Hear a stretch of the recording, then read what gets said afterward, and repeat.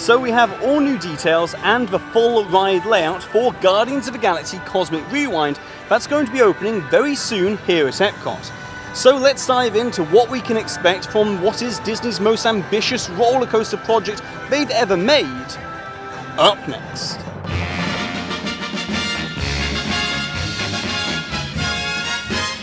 Hi there Waltineers, I'm Jack and this is DSNY Newscast. And when Guardians of the Galaxy Cosmic Rewind opens, it's going to make Disney history.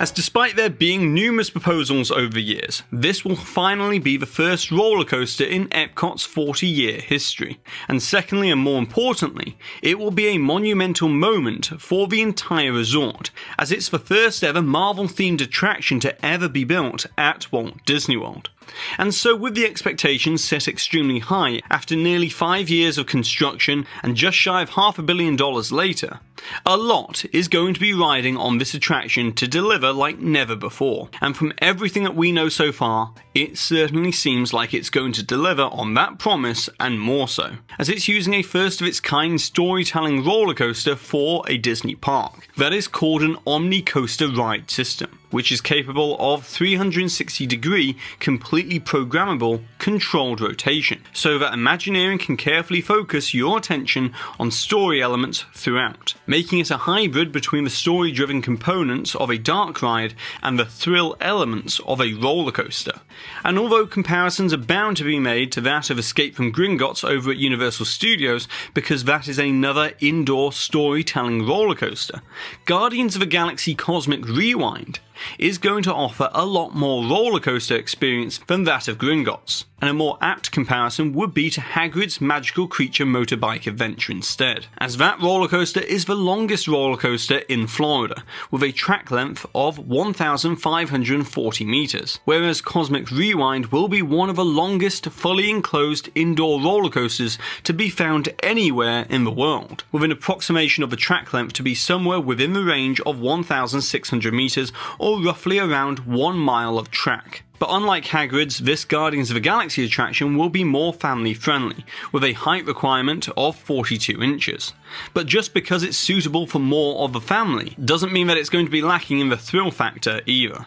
As despite there not being any inversions, meaning no loops or corkscrews, it will still have some serious speed, with it apparently being faster than Rock 'n' Roller Coaster in some places of the track. And if all of that wasn't enough, it will also feature the first ever reverse launch sequence for a Disney roller coaster. So just like we disclosed the layout for Rise of the Resistance and also Mickey and Minnie's Runaway Railway literally months before they opened, let's do the same for Cosmic Rewind, and explain how this is going to be one of Disney's most impressive attractions to date by exploring the ride layout. As over 2 years ago, in January of 2020, I gave this preview of the attraction layout, which I then refined and revised in January of 2021 to this approximate ride layout and track configuration that was the best that I could do at the time based off insiders' knowledge and memory of the plans, and this image of the track from November 2020, which using some investigation work I concluded was around 1/3 of the Gravity building, or what you may know as that big blue box on the horizon of Epcot. But without seeing the actual blueprints myself, there is only so much that I can do to make heads and tails of this incredibly complicated intertwining spaghetti noodle track that we have seen in very brief glimpses inside the massive show building. However, thanks to some linked blueprints online for the construction riveting work, you could say that we've now got a riveting new insight into this attraction, which using some Photoshop wizardry reveals the entire layout with an extreme level of accuracy. So let's begin with the queue, pre-shows and loading areas, as all of this is going to be housed within the former Universe of Energy building, with this here being the standby line and this being the Lightning Lane line, as both start by weaving its way up through this area at the beginning called the Galaxarium. And this is a planetarium type presentation, where the planet of Xandar, which is the capital of the Nova Empire, can share the wonders of the cosmos and their technological advancements in exploring it. But most likely the Galaxarium will also be used to explain the concept of the Universal Neural Teleportation Network, that are these hexagonal patterns shown in Guardians of the Galaxy Volume 2 that produce jump points so that you can travel through time and space. which, considering the attraction's name is Cosmic Rewind, it's going to be a critical story device, as we'll be rocketing all the way back to the Big Bang. But then after the Galaxarium, both Standby and Lightning Lane will proceed onto the next level of the building, as the Universe of Energy building isn't just deceptively large, but it's also very tall as well, with the height going from 20 feet at the entrance doors all the way up to 4 stories tall at the back of the building, thus meaning what we have here is only labelled as the first floor of the launch building. So we can discern from these blueprints that after we exit the pre-show rooms, the queue will then go to another level where there will be more switchbacks for the standby line. Although despite not seeing every part of the queue in this blueprint, we can use this concept art and footage to get a good idea of the theming and narrative, as recently Disney released this piece of concept art for the roller coaster loading station, which is especially interesting when you compare it to this piece of concept art of the pre-show area released all the way back in July of 2017. And as we can see in both pieces of concept art, they feature very similar theming for the light fixtures in the ceiling, which tells us two things, with the first being that these pieces of concept art were likely created around the same time, and then secondly, and more importantly, it indicates that the pre-show environment shown in this concept art from 2017 should still be a fairly accurate representation of what we'll see in the end product. As although Disney concept art doesn't always match what is created in reality, we can see thanks to this glimpse inside the finished loading station platform that this time around the end product was very true to the concept art. And so because we now know that the loading station and the pre-show theming elicit the same grittier and more industrial aesthetic with exposed steel floors, darker lighting and the blue and red colour scheme, it's probably safe to assume that what we see here in these pieces of concept art for the queue area with a much more futuristic look must take place after the Galaxarium, but before the pre-show. And therefore, in terms of a narrative, perhaps we are diverted from our guided tour throughout the wonders of Xandar Pavilion and enter a sort of engineering room or docking bay that we weren't meant to have access to, where we meet the Guardians of the Galaxy and they task us to go on a mission alongside them across the cosmos. And going by this concept art, Peter Quill, Gamora and Drax will be featured on a transparent Musion screen inside the Milano, whereas it was speculated for a while that Rocket and Groot would appear in animatronic form. But if that has been cut since from the budget, then they're going to appear on screen as well. And as we know, all the filming has been done for this attraction alongside the production of Guardians of the Galaxy Volume 3,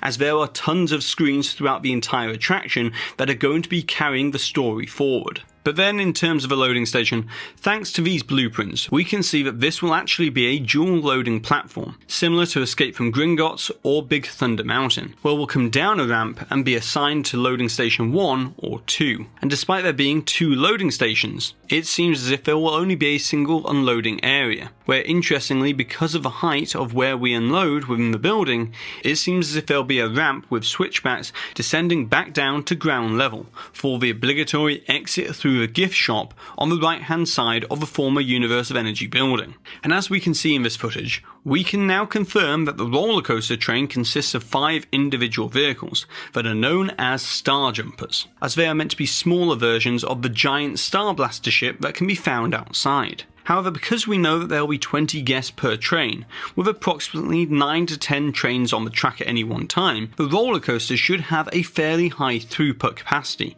somewhere within the range of 2,000 to 2,400 guests per hour. But now let's get to what you all want to know, and that is, what is the roller coaster track layout? And needless to say, it's very complicated to follow as there's just so much track within the Gravity building. And even if I overlay the layout of each segment piece by piece, you can see just how difficult it can be to demonstrate the dimensionality from a 2D top-down perspective. And so thanks to the incredible efforts of Tommy Hawkins, who has rendered this as a roller coaster simulation, we can get a better idea of the track in 3D. Although, do bear in mind that the individual train cars are going to rotate rotate, and obviously there will be many more show set elements, screens and projection domes that could not be accurately rendered within the software program. And so after the roller coaster leaves the loading platform, it will turn right and head up a ramp incline, which we previously saw when the back of the Universe of Energy building was exposed because of the construction.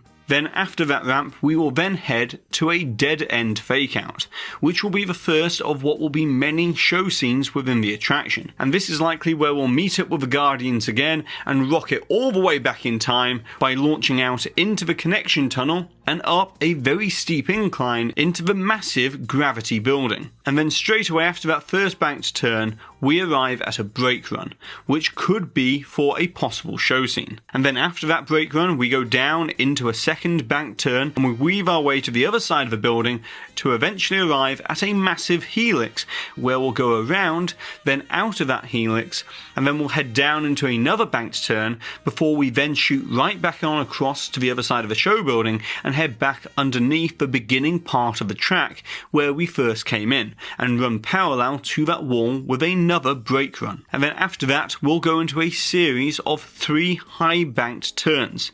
which will see us winding ourselves all the way around the building and down towards the ground before we head into a fully enclosed tunnel section. And then it's here when we exit out of this tunnel section where we'll head into the far corner of the building and then up another lift hill that will take us all the way up to the top of the building once again. And this is where we will be surrounded with screens on every single side and do a descending helix all the way around a massive planetary set piece. And it can't be shown in this render, but this planetary set piece is roughly around 30 feet wide, which, to put that into context for you, is approximately or just about the same size as that red dome as part of the mission space entrance. And so after that descending helix around the massive planet, we go into another banked turn, and it's here where we'll be in the last throes of the roller coaster, and we'll go into one last massive helix before then we accelerate on out of the gravity building along the tunnel and around one last turn and then head into the unload area.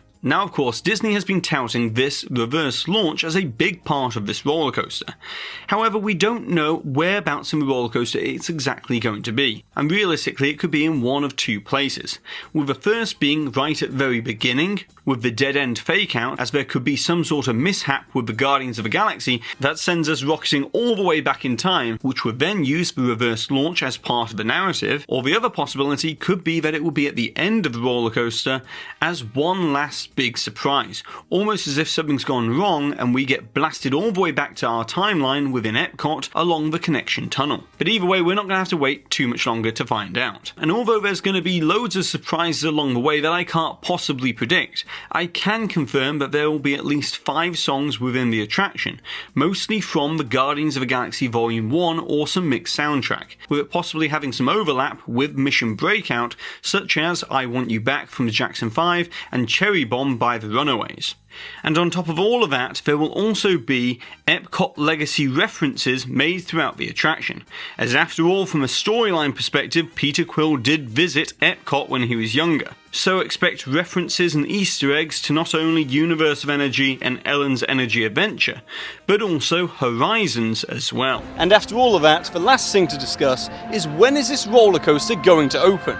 And well, it seems as if Disney may have ruined the element of surprise by managing to potentially leak the opening date themselves. As you see, on February 22nd, Disney's newly hired Chief Corporate Affairs Officer, Jeff Moll, took to Twitter to share that he'd just had a test ride on Cosmic Rewind, and it was an attraction like none other, which would have been fine if it wasn't for these 2 accidental blunders. As first of all, Moll tagged a Disney fan account, and secondly, he told us that we could check it out Memorial Day weekend, which was the first time that anyone at Disney had gone on record giving that date. And even though I'd personally been anticipating a late May, early June opening for the attraction, I don't think Disney did this on purpose to build hype. But clearly it was a mistake, as only minutes later this tweet was then deleted and replaced with a nearly word-for-word copy with Walt Disney World tagged and the amendment of coming soon instead. But of course, at the time of the recording of this video, Disney is still yet to release the official date for the opening attraction, even though it seems highly likely it's going to be opening